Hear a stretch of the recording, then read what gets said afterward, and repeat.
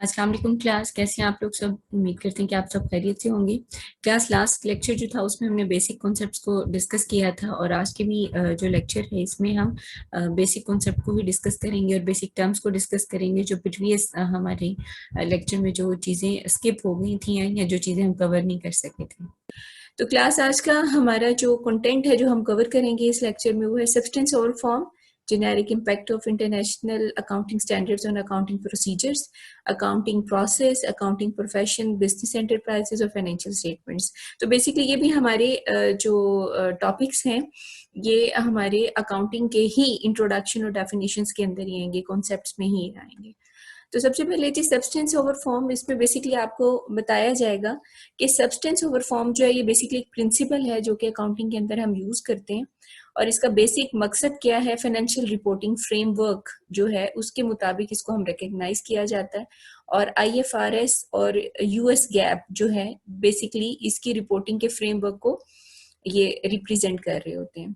तो बेसिकली ये जो अप्रोच है ये क्रिटिकल है, ये बहुत इंपॉर्टेंट है for the preparation of true and fair financial statements. जो हम अकाउंटिंग की इंफॉर्मेशन सारी इकट्ठी कर रहे हैं उस अकाउंटिंग की इंफॉर्मेशन को इकट्ठी करने के बाद हमारा बेसिक मकसद क्या है जी, फाइनेंशियल स्टेटमेंट्स को फॉर्म करना। और फाइनेंशियल स्टेटमेंट्स का ट्रू और फेयर होना बहुत ज़रूरी है और इसमें it is particularly relevant while accounting for revenue, sale and purchase agreement और लीजेज ETC। ये सारी चीजें सब्सटेंस ओवर फॉर्म में हम डिस्कस करते हैं और जो अकाउंटेंट है वो बेसिकली इन तमाम चीजों को मैयर करेगा और प्रेजेंट करेगा economic impact of an event instead of its legal form. Economic impact हमने देखना है कि इकोनॉमिकली कहाँ कहाँ बिजनेस के अंदर इसकी जरूरत हुई है, इन तमाम चीजों की, रेवेन्यू, सेल, परचेज एग्रीमेंट या लीजेस की, और लीगल फॉर्म के बजाय इसका इकोनॉमिक इम्पैक्ट हमने देखना होता है सब्सटेंस ओवर फॉर्म प्रिंसिपल के अंदर। तो यहाँ इसने एक एग्जाम्पल दी हुई है, इस एग्जाम्पल को आपने स्टडी करना है और इसी का आंसर उसने आगे आपको बताया जिसमें बेसिकली आपको थोड़ा सा मैं इसका क्रक्स बता दूं कि इसमें आपने बेसिकली ये बताना है कि economic substance of the transaction identify हो और डिमोन्स्ट्रेट आपने करना how differ from its legal form. तो बेसिकली सब्सटेंस ओवर फॉर्म जो है ये आपको इकोनॉमिक इम्पैक्ट बताएगा किसी भी इवेंट का बजाय लीगल फॉर्म के। तो ये इसका सोल्यूशन भी आगे उसने गिवन दिया है, इसको आपने पढ़ना है, रीड आउट करना है और ये मुझसे आपने डिस्कस करना है, ठीक है। ओके क्लास, देन हमारा नेक्स्ट टॉपिक है इंटरनेशनल अकाउंटिंग स्टैंडर्ड्स। अब इंटरनेशनल अकाउंटिंग स्टैंडर्ड्स बनाने का मकसद क्या है? बेसिकली मकसद सिर्फ ये है कि यूनिफॉर्मिटी आ जाए, कि जहां जहां अकाउंटिंग यूज हो रही है वहां एक यूनिवर्सल, एक जनरल प्रोसीजर्स, प्रिंसिपल्स जो कि हर जगह पे एग्रीड हो, मतलब जिनको एक्सेप्टेबिलिटी मिल सके, उन प्रिंसिपल्स को हमने यूज करना है। तो ग्लोबली जब हम बात करते हैं तो इंटरनेशनल अकाउंटिंग स्टैंडर्ड जो है ग्लोबली हर एक जगह पे एक ही तरह के स्टैंडर्ड्स को यूज करेगा। अब यहाँ इसने थर्ड इसका पैराग्राफ देखिएगा, in all the reviewed 41 international accounting standards, some of which had been replaced by the international financial reporting standards। तो कुछ हमारे 41 जो इंटरनेशनल अकाउंटिंग स्टैंडर्ड्स हैं उनको कुछ को रिप्लेस भी किया गया है और रिप्लेसमेंट किन के साथ की गई है वो भी आपको आगे चल के यहाँ बताएंगे। बेसिकली हमारा मकसद क्या है, इन स्टैंडर्ड का मकसद ये है कि कंपनीज अपने चारों की चारों फाइनेंशियल स्टेटमेंट्स जो हैं उनको अच्छे से प्रेजेंट करें और तमाम फाइनेंशियल स्टेटमेंट्स के अंदर जो है वो एक यूनिफॉर्मिटी होनी चाहिए कि जहां भी इन फाइनेंशियल स्टेटमेंट्स को रीड आउट किया जाए इजीली लोग इन सारी चीजों को अंडरस्टैंड कर सकें। अच्छा जी, देन है जी international players in the development of international accounting standards. तो बेसिकली ये जो इंटरनेशनल अकाउंटिंग स्टैंडर्ड्स हैं इनमें दो मेजर प्लेयर्स हैं या पार्टीज हैं, की प्लेयर्स कह लें, जो कि इन स्टैंडर्ड्स के फॉर्म में बहुत ज्यादा रोल प्ले करती हैं। एक तो है IOS CO, international organization of securities commission, and international accounting standard board. ये दो इंपॉर्टेंट हमारे पास प्लेयर्स हैं जो कि इंटरनेशनल अकाउंटिंग स्टैंडर्ड के डेवलपमेंट में बहुत रोल प्ले करते हैं। देन है जी objective of international accounting standard. तो बेसिकली हमारा ऑब्जेक्टिव क्या, ऑब्जेक्टिव यही है कि आप ऐसे रूल्स, ऐसे प्रोसीजर्स, ऐसे प्रिंसिपल्स बनाएं जो all over the world acceptable हो, ठीक है, और जिससे क्या प्रमोट कर सके वर्ल्ड वाइड एक्सेप्टेंस और ऑडिटेड फाइनेंशियल स्टेटमेंट्स जो हैं वो आप बेसिकली प्रेजेंट कर सकें। तो जनरली एक्सेप्टेबिलिटी के लिए हमने ये इन इंटरनेशनल स्टैंडर्ड्स को, अकाउंटिंग स्टैंडर्ड्स को फॉर्म किया। How many accounting standard are in Pakistan. पहले हम बात कर रहे थे जनरली कि जनरली इंटरनेशनल अकाउंटिंग स्टैंडर्ड्स का क्या रोल है। अब पाकिस्तान के पर्सपेक्टिव में अगर हम बात करें तो accounting standard in Pakistan are based on the international accounting standard committee. ये कमेटी जो है ये फॉर्म करती है। वाइल पाकिस्तान एडहियर टू 38 और 41 इंटरनेशनल अकाउंटिंग स्टैंडर्ड। अब 41 जो इंटरनेशनल अकाउंटिंग स्टैंडर्ड्स थे पाकिस्तान के अंदर टोटल जो है 38 यूज हो रहे हैं। अब जो बाकी हैं वो क्यों यूज नहीं हो रहे उसकी with the passage of time आपको हम रीजंस भी बताएंगे। लेकिन कौन कौन से इंटरनेशनल अकाउंटिंग स्टैंडर्ड यूज नहीं हो रहे, अप्लाई नहीं हो रहे बेसिकली, वो उसने यहाँ आपको कैटेगराइज करके बताया कि international accounting standard 15, international accounting standard 29 और इंटरनेशनल अकाउंटिंग स्टैंडर्ड 41। और ये तीनों की आगे डिस्क्रिप्शन ब्रीफली मैंने आपको बता दी है कि इन तीनों का रोल क्या है। पहला जो है वो है जी information reflecting the effect of changes changing prices, ये अप्लाई नहीं हो रहा पाकिस्तान में। इस तरह सेकंड जो है IAS 29 इन्वेस्टमेंट्स इन एसोसिएट, ये भी अप्लाई नहीं हो रहा। और इंटरनेशनल अकाउंटिंग स्टैंडर्ड 41 जो एग्रीकल्चर से रिलेट करता है। ये तीनों जो हमारे पास इंटरनेशनल अकाउंटिंग स्टैंडर्ड है ये अप्लाई पाकिस्तान में नहीं हो रहा। ओके जी, financial reporting framework in Pakistan किया जी under the Pakistani companies ordinance 1984 the security exchange commission of Pakistan notify the accounting standards that are applied by the entities in Pakistan. अब एक ऑर्डिनेंस के मुताबिक ये security exchange commission of Pakistan SECP ने notify किया इन अकाउंटिंग स्टैंडर्ड्स को आपने अप्लाई करना है जहां जहां पाकिस्तान के अंदर कंपनीज जो हैं वो चल रही हैं, ये अकाउंटिंग स्टैंडर्ड्स को अप्लाई करेंगी। However, adoption of IAS 40 for these companies currently under consideration by the SBP. State Bank of Pakistan के अंडर इन तमाम कंपनीज को कहा जा रहा है कि IAS 40 जो है उसको अडॉप्ट किया जाएगा। लेकिन अभी फिलहाल अडॉप्शन नहीं है इतनी। हमने कुछ अकाउंटिंग स्टैंडर्ड्स को ऑप्ट किया हुआ है और कुछ को नहीं किया। अच्छा जी, इसके बाद हम स्टार्ट करें accounting process. Basically accounting process क्या है ये हम पहले भी लेक्चर में डिस्कस कर चुके हैं कि आइडेंटिफाई करना है आपने, रिकॉर्ड करना है, कम्युनिकेट या समराइज करना है। तो आइडेंटिफाई आपने करना किसको है, इकोनॉमिक इवेंट्स को, ट्रांजैक्शंस को, और उन ट्रांजैक्शंस को आपने आइडेंटिफाई करना है जो कि फाइनेंशियल ट्रांजैक्शंस हैं। फिर आप इन्हीं को रिकॉर्ड करेंगे जिसमें रिकॉर्डिंग के अंदर क्लासिफाइंग भी आ जाएगी, समराइजिंग भी आ जाएगा, और कम्युनिकेट आपको करना पड़ेगा उन स्टेक होल्डर्स के साथ जिनको इस अकाउंटिंग की इंफॉर्मेशन की जरूरत है। तो यहाँ आप प्रिपेयर करेंगे अकाउंटिंग रिपोर्ट्स, फिर एनालाइज होगा, फिर इंटरप्रेट होगा फॉर द यूजर्स। यूजर्स कौन से, वही स्टेक होल्डर जो आपकी कंपनी के साथ डायरेक्ट और इनडायरेक्ट वे से कहीं ना कहीं इन्वॉल्व है। देन है जी question asked by the internal users. तो ये कुछ क्वेश्चंस हैं जो कि इंटरनल यूजर्स कौन होंगे हमारे जी, हमारे एम्प्लॉयज, ठीक है, हमारे बहुत सारे ऐसे लोग जो कि इंटरनली, जो कि डायरेक्ट हमारे ऑर्गेनाइजेशन के साथ रिलेट कर रहे हैं। तो is cash sufficient to pay bills, what is the cost of manufacturing each unit of product, can we afford to give employees pay raises this year, which product line is the most profitable. तो ये कुछ questions हैं जो कि internal users जो हैं वो आपसे पूछ सकते हैं, और इन क्वेश्चंस के आंसर्स जो हैं वो आपको अकाउंटिंग की इंफॉर्मेशन से ही मिल सकती हैं।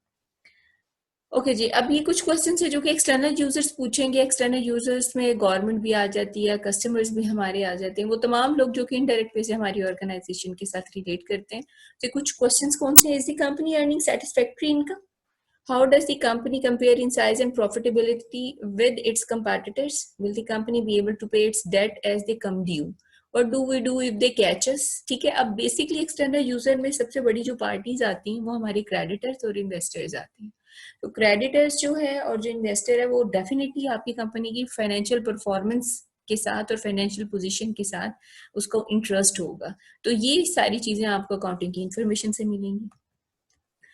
अब मजीद वो आपको आगे बता रहा है कि बुक कीपिंग जो है डिस्टिंग्विश्ड फ्रॉम अकाउंटिंग। बेसिकली हम अकाउंटिंग के अंदर जो मेथड यूज करते हैं वो बुक कीपिंग मेथड है। अब बुक कीपिंग में क्या होता है, जिसमें आप रिकॉर्डिंग करते हैं तमाम ट्रांजैक्शन की।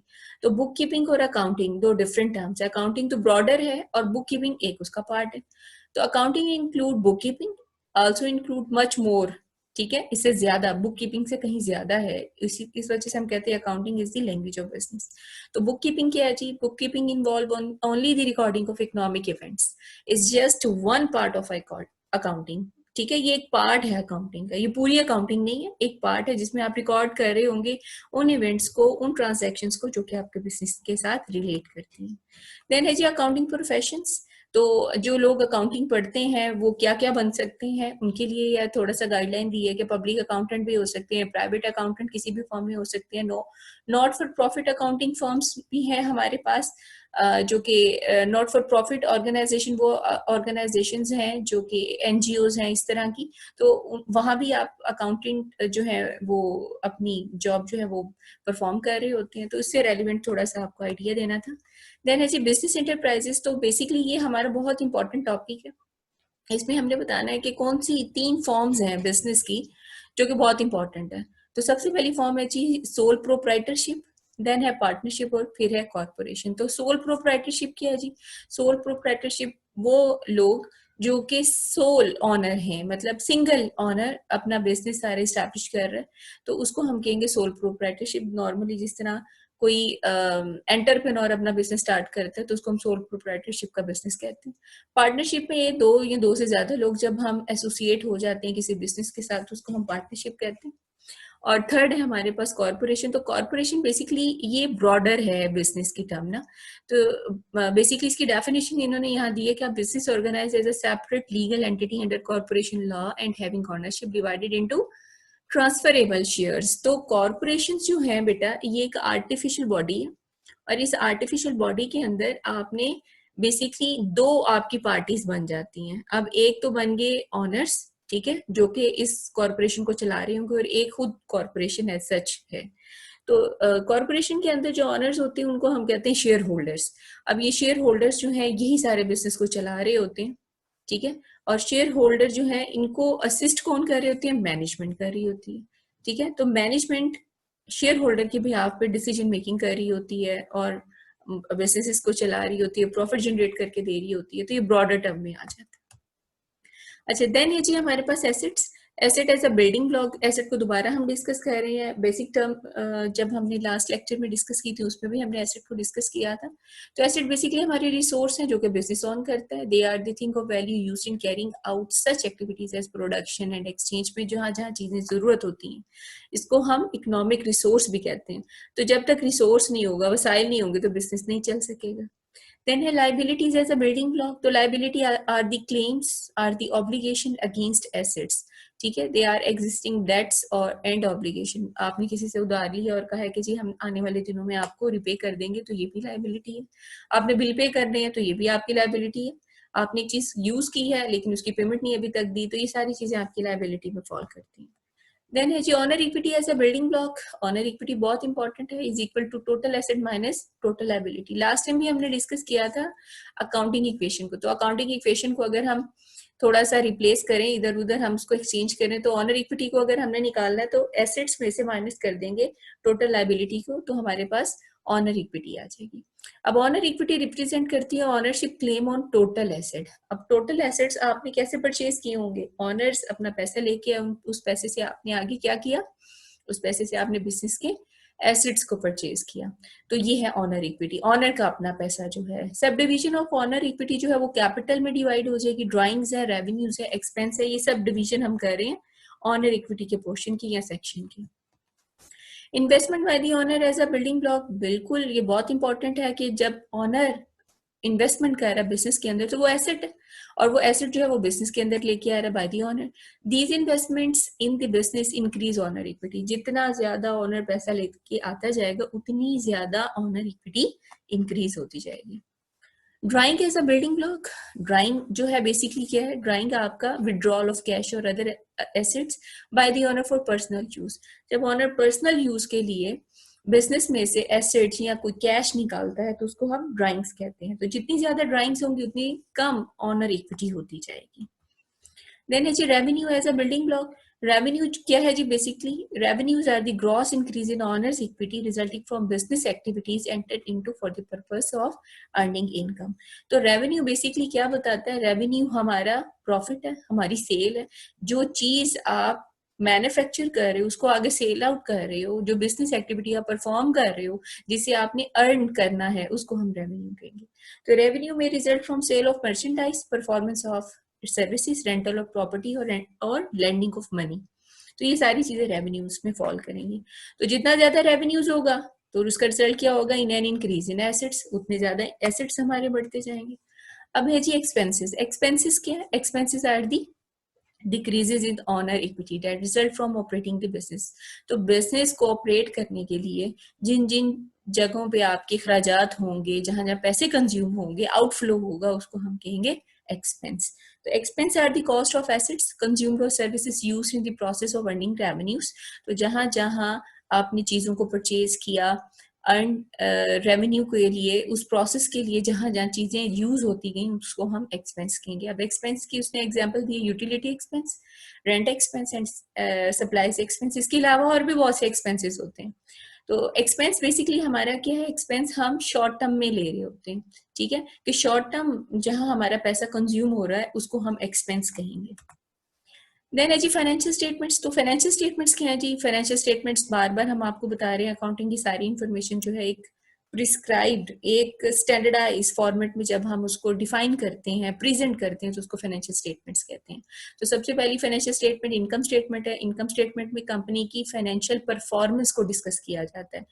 कंपनी के रेवेन्यूज कितने, कंपनी के एक्सपेंसेस कितने। अगर रेवेन्यू ज्यादा है, एक्सपेंस कम है, तो डेफिनेटली प्रॉफिट होगा। और अगर एक्सपेंसेस ज्यादा है और रेवेन्यूज कम है, तो फिर आपको नेट लॉस होगा।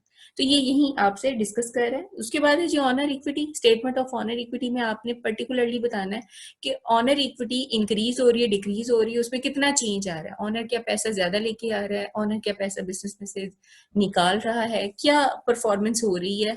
हर एक फॉर्म ऑफ बिजनेस के अंदर आपने इन चीजों को देखना होगा स्टेटमेंट ऑफ ऑनर इक्विटी में।